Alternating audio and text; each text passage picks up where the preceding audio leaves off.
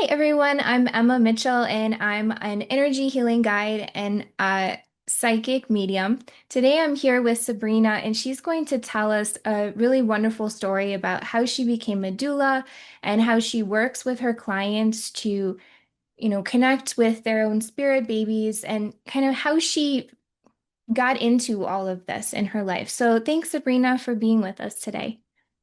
Thank you. Thanks for having me on.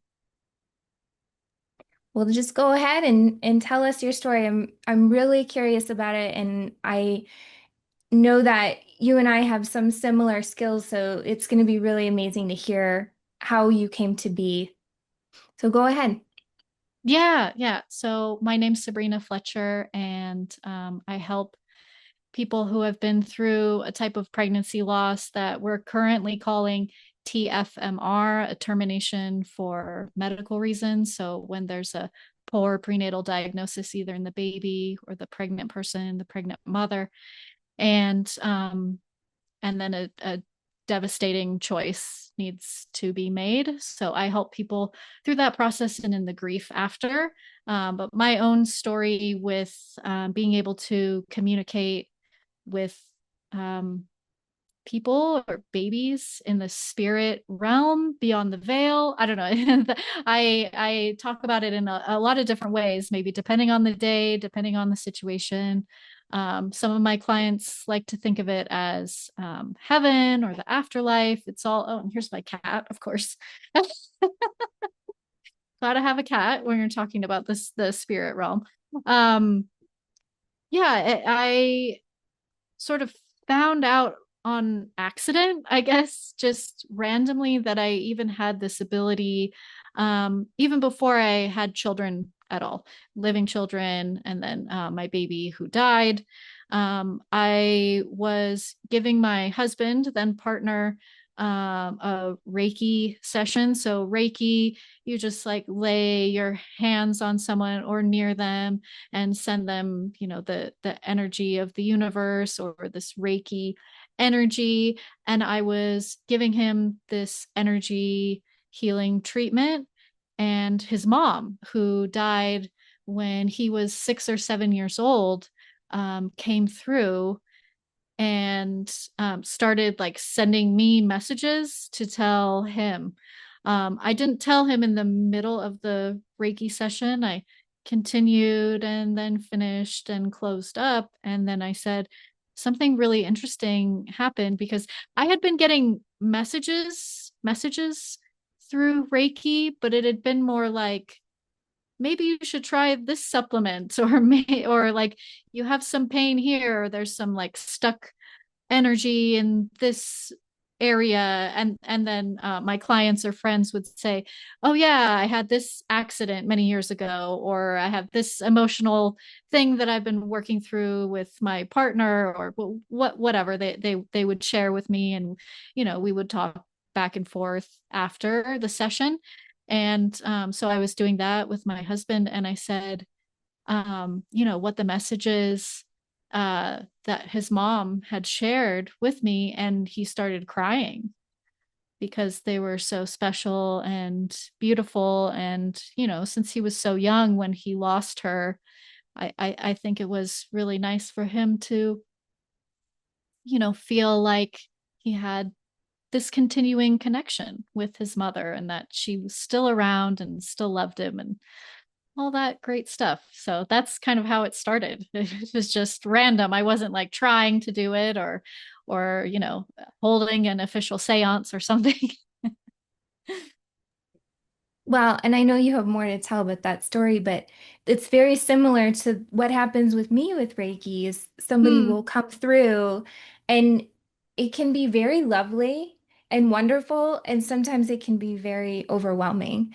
Mm-hmm. So I love that that's the way that it happened for you, that it was with your husband and you felt really safe to tell him the exact messages you were getting. And that means that his mom has been watching over him this whole time too, which is amazing. She's just been waiting for you to actually step into that space maybe to get him that message. Hmm. Yeah, Hmm. that's so cool. I love that.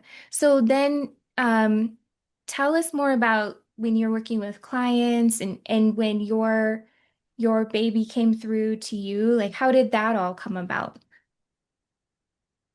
Yeah, so I later had a living child with my husband. And then we wanted to have a second baby. And so I was very intentional with that whole pregnancy, um, even like asking her spirit to come in.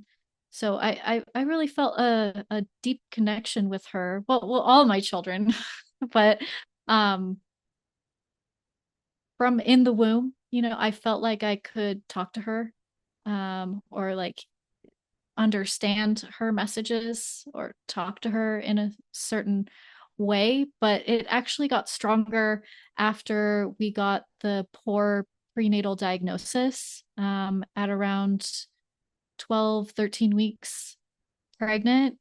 Um, the doctor said, I'm sorry, your baby is very sick. And then he explained what he was seeing on the ultrasound, that she had swelling in the head, the body, the limbs, and there were also like two cysts on the back of her neck that's called cystic hygroma. And he said that this condition that he was seeing, it could be, that she either had an underlying another condition of like Down syndrome or another trisomy or something genetic, or possibly only one X chromosome, or it could be a heart defect. Like all of these different things can show up as this swelling, which he called hydrops. So with all that information, we went home and then had to make a decision, continue this pregnancy knowing that it's very sick, that I could also get sick. I was at risk of developing the same thing. When the person carrying the baby, if the baby has hydrops, they can also develop swelling in their organs. It's called mirror syndrome, but it would really be like I would have hydrops too. So, like, knowing this, knowing that we also already had a living child to take care of, and then, my husband's history of growing up with no mother, when he heard what the effects could be for me, he was like, no, we need you. We need you to stay and mother our living daughter. Like we need you. And that ended up being part of the decision to end the pregnancy. But while I was making that decision, because we were like doing more research and finding out more information, and having many conversations, like what could this look like, could she even survive, what about my health, all of these things. Um, i i asked her specifically, and I at that time I didn't even connect like what had happened in the Reiki session with what I was doing with her. But I realized that I had been like sending myself and her and the pregnancy Reiki this whole time. And even from very early on in the pregnancy, I would send it and get this sensation of like, I'm sending this to like heal something genetic. It was really weird, like this weird intuition that I had. But, there's only so much. There's only so much, and conditions exist. And um, I don't know, maybe perhaps the Reiki had meant that she had held on that long. Who knows? Like who knows? But I also used the Reiki over those few days of making the decision to go like deep into meditation and like sit there with her and like talk to her about what we had seen, what like the scientific, what the medical stuff was looking like. And then I did this thing called, I've heard it called dream incubation. I didn't even know that it had a name. I think I've always done it. It's like before you go to sleep, um, you ask your dreams to send you a message or an answer to a question. So I did that one of those nights. I, but it wasn't specifically asking for a dream. It was asking her to come, her to come to me so that I could have this conversation. And it was either in that dream state or perhaps Reiki or somewhere, in a meditative state that I heard her say, I did not come to harm you, which I took to mean as it's okay to induce early because this wasn't meant to like linger on and cause me harm and cause her harm and cause us more emotional pain. And, now that we knew that the pregnancy was sick, I felt like that was her sending that message that, yes, I understand. And, I trust you to do, to mother in the best way possible in this horrific situation. Wow, that's incredible. When you were communicating with her, could you sense into her energy of did she feel wise or young or I don't know if you understand what I'm saying, like more of a mature energy or something like that? Yeah, like at this point in pregnancy, it feels like the spirit isn't fully embodied. Mhm. So I was communicating with her on a soul level, and the soul is much older than, a 12-week fetus or something. Yeah. So it did feel different than like the small physical manifestation of what, would have been, could have been her full body, baby body. But yeah, different. Yeah. Yeah. Yeah. Um, and thank you for sharing that story. I mean, it's heartbreaking, but I'm really touched by that you were able to communicate with her the whole time and even in this difficult situation. It's actually kind of Mm. making me tear up. But um, did you have dreams about her or your other child before you were pregnant? Did that ever happen? Like they would come to you in visions or meditation? Um, I could feel baby spirits or spirit babies like around when um like in a moment where they could have been conceived to not be too graphic. um Wow. like like oh, you could be our parents, or like you could be my mom. Like I would feel them. Wow. And this actually happened with all three of my children. Like they asked for permission, like, can I come in? Oh my gosh. Yeah. Wow. Yeah. That's so fascinating. I've um I've had dreams about if I choose to have a kid, like my future Mm. boy. And it's like dreams and visions. And every time it's like, whoa, okay, there's definitely a soul attachment there. So that's Mm-hmm. why, and I've heard of other people having dreams about their child even before they're born. So I wasn't sure with you. Okay, so tell us now, all of this happened. You still communicate with this child on the other side, and you help other people communicate with their children who weren't born. What does that look like now? How do those messages come to you? Um, can you give us some examples, I guess? Mm. I guess another example would be, after we had made the decision and we had one of the first appointments with the doctor to talk about what the DNC or maybe D&E at that point would look like. And then we were, well, we weren't home. We had to go to another state because all of the things. So we had to go to another state, and I know that this happens in the U.S. as well. Like people have to travel far away, and We also had to travel, and so we were going back to where we were staying, and I look over at my husband and I said, I want to name her Clara.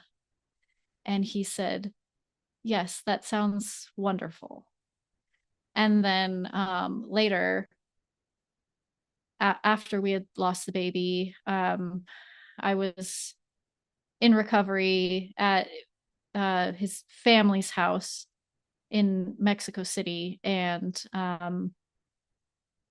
one of his, well, I guess she's my sister-in-law too, but it's his sister-in-law, like married to his brother, and older. He's the youngest of all the siblings, and she's married to, I think, almost the oldest son. And I said, oh, we've decided to name the baby, or I've named the baby Clara. And her eyes were like got all big, and she said, yeah, you know, she used my husband's name. Like his mom always said that if she had another girl, she wanted to name her Clara. So sometimes it's like that, like just little intuitive hits, or like I should do this, or I want to do this, or I want to name her this, or I feel like the communication can come through in so many different ways, right? Like the name just came to me, but I think it came through her, or possibly through, my husband's mom. Yeah, that's what I was thinking, is that might have come through her. Yeah. Wow. Yeah. Wow. Yeah.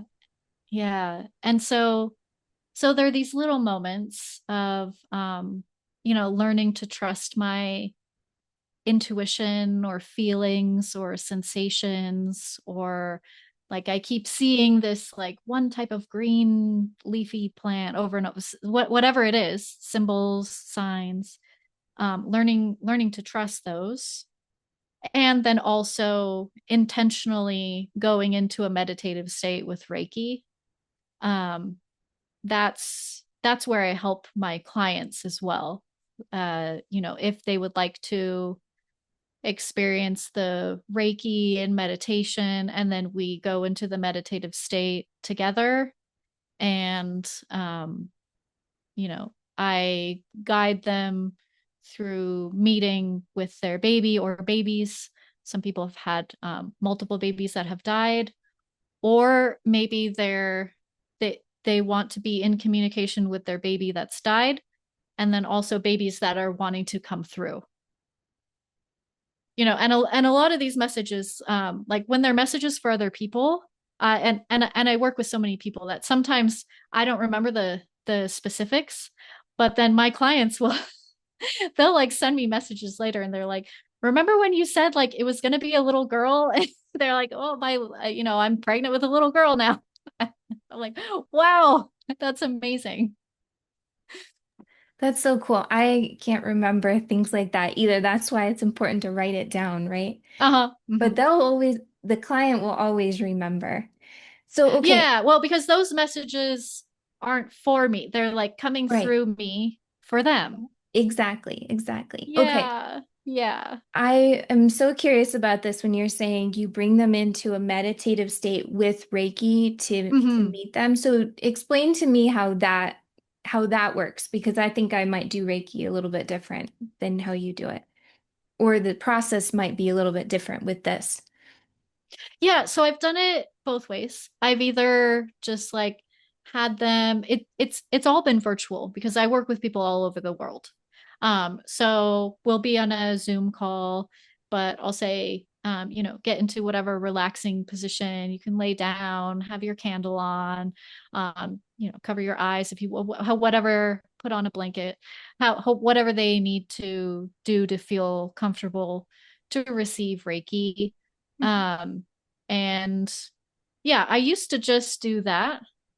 And they would still even have the visions and messages from their baby. But then maybe I don't know, recently, like over the last 2 years, I've also incorporated like a guided meditation as I'm giving them Reiki. Oh, wow. Okay. So I'll it's have to it's just focus both on. at the same time. Okay. Yeah. Okay. Oh, that's so cool. I love that. And I'll bet that helps even more with, them receiving the messages and even the energy because I've noticed when I do like, focus on this part while I do Reiki with you or Mm. whatever, Hmm. it's like it amplifies the healing times Hmm. 100. So I could see you doing that with them. Really, it does amplify, whatever they're receiving. Hmm. Yeah. Yeah, it could either be like setting the intention for the session, or I'm like continually guiding the session with words. Although afterwards they'll tell me like I could hear that you were talking to me, but I wasn't really like I'm like, I know it's like going in and on another level. Yeah. Yeah. Um, because I think they've done studies that when you do Reiki, it's the different brain waves. It's like between before sleep. I don't remember the exact scientific Oh, names for the different brain waves, but yeah. our brain does reach like different, like a slower brain wave. Hmm. I'm gonna have to look that up. I've only Hmm. found a little bit of data on Reiki, so I'll be looking up these data points too. Mm. It's nice to Hmm. have that, because some people just think energy healing is, you have to experience it to believe that it works. But when there's Mm. research around it, it's even better, I think. Yeah, there's like theta, gamma, and all the different ones. Okay, I'll look it up. Yeah. Wow. So, you people find you then, just to clarify, people find you after they've gone through a grief, they've been grieving and they Hmm. receive Reiki from you. And so that's how you call yourself a doula to like help people through the grief process. Is that correct? Yeah, as a grief doula, a pregnancy loss doula, or on the internet, I'm the TFMR doula, so that people who have been through this specific type of pregnancy loss know that it's for them. Yeah. That's amazing. Um, yeah, so it's just well, not just, it's a companion, someone alongside you as you're going through this intense life transition Yeah. of being pregnant, and then now you're a bereaved mother.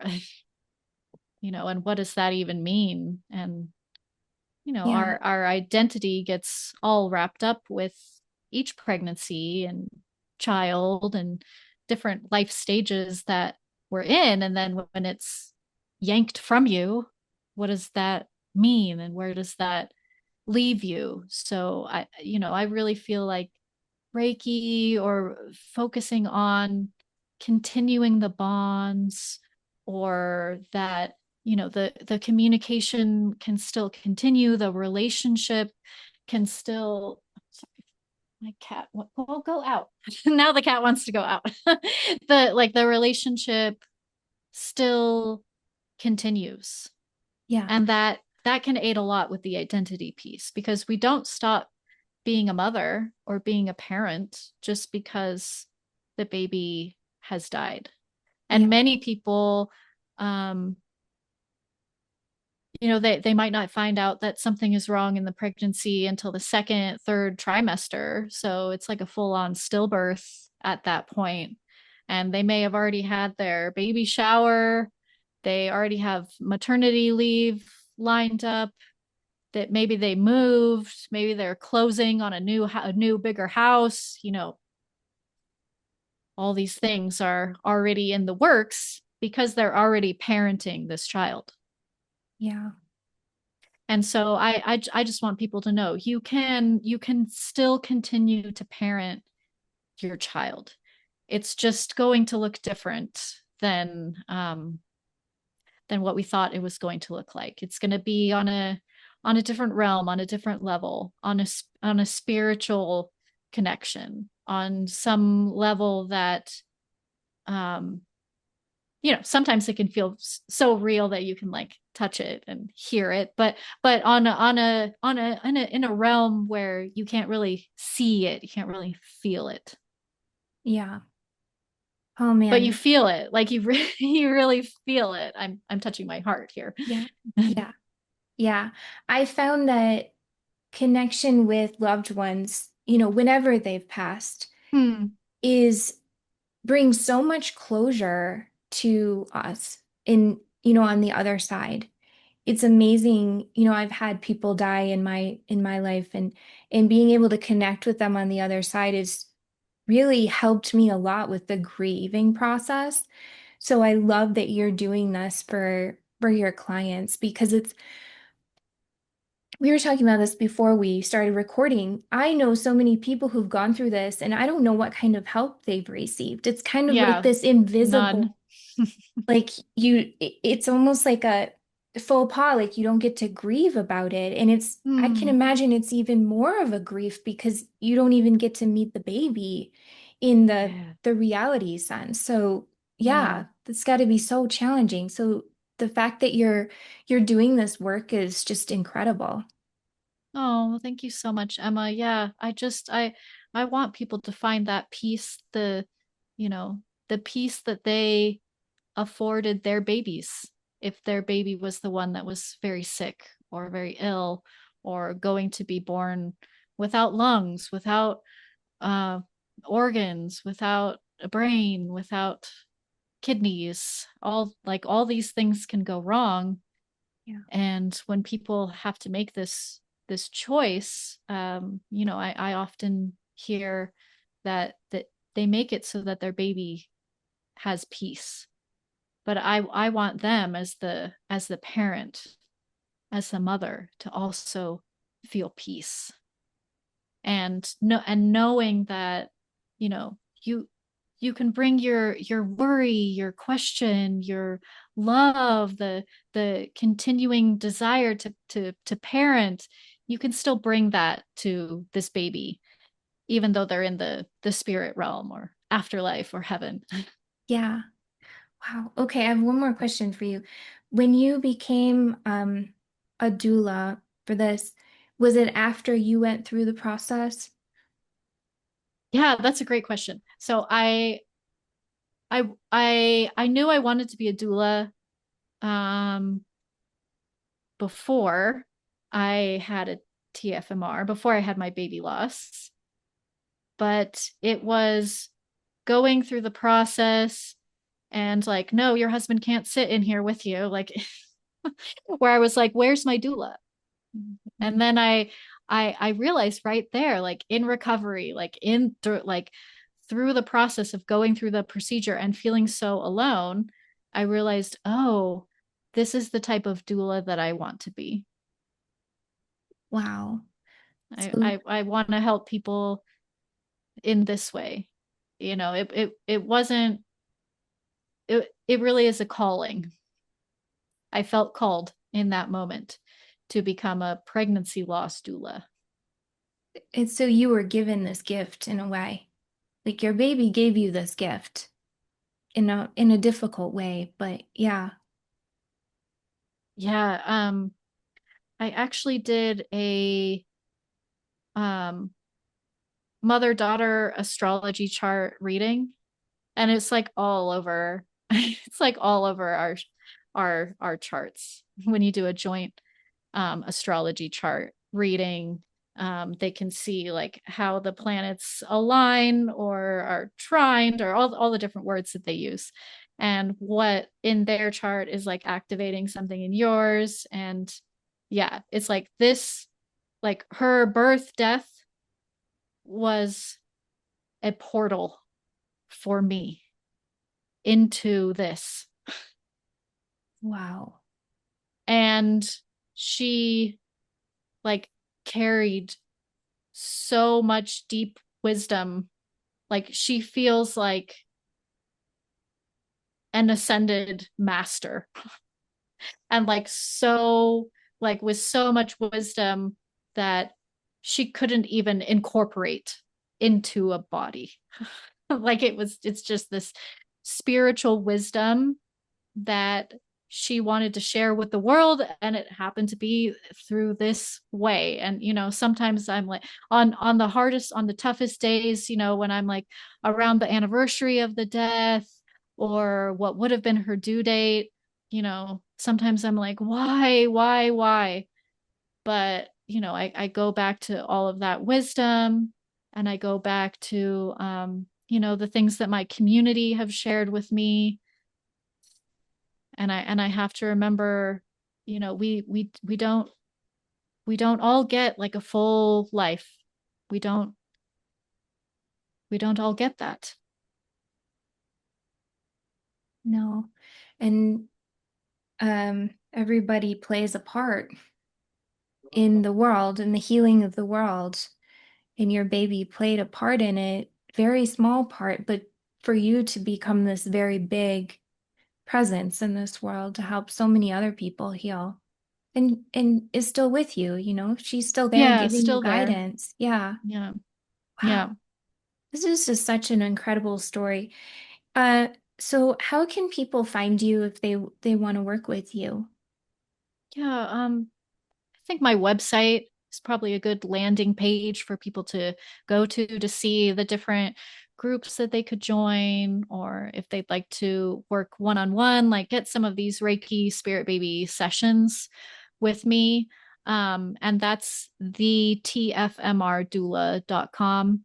I'm also on Instagram, the TFMR Doula, and I have a podcast as well, our TFMR Stories, Wow. so they can Okay. hear, other people who have joined the groups, and other people who have been through this as well, just so they don't feel so alone. This community is for all of us. Yeah.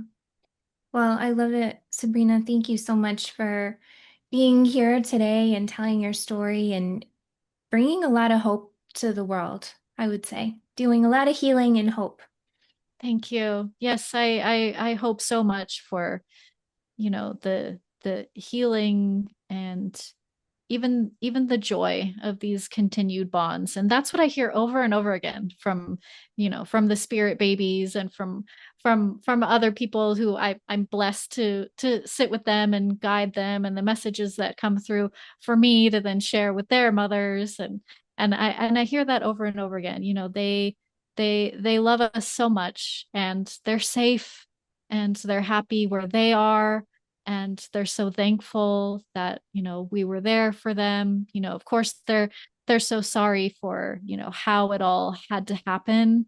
And they understand that we miss them, but they want us to know, like, we're here, we're right here. Yeah. Amazing. Well, thank you so much, Sabrina. And if anybody else has a story they want to share on this video series, please reach out. But for now, thank you and have a great rest of your day or evening. Thanks, Sabrina. Thank you.